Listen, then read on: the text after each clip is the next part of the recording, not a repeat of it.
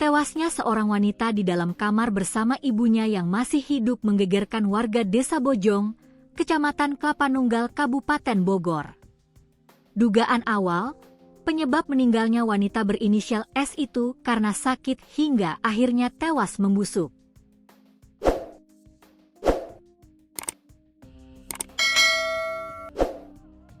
Untuk memastikan penyebab tewasnya korban, jenazah pun dibawa ke RS Polri Kramat Jati untuk dilakukan autopsi.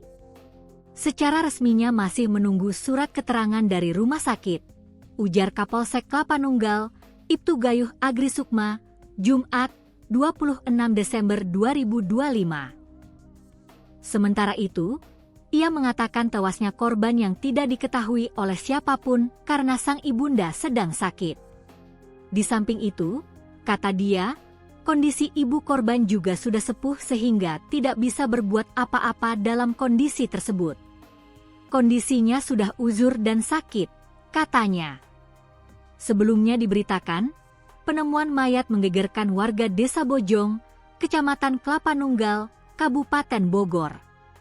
Korban yang diketahui berinisial S berusia 47 tahun berjenis kelamin perempuan itu ditemukan oleh warga sekitar pada Kamis, 25 Desember 2025, malam. Kapolsek Klapanunggal, Ibtu Gayuh Agri Sukma mengatakan, korban ditemukan di rumahnya yang berada di perumahan Pesona Kahuripan. Ditemukan dalam kondisi tergeletak dengan kondisi tubuh sudah membengkak dan mengeluarkan cairan serta bau tidak sedap. Ujarnya, Jumat, 26 Desember 2025.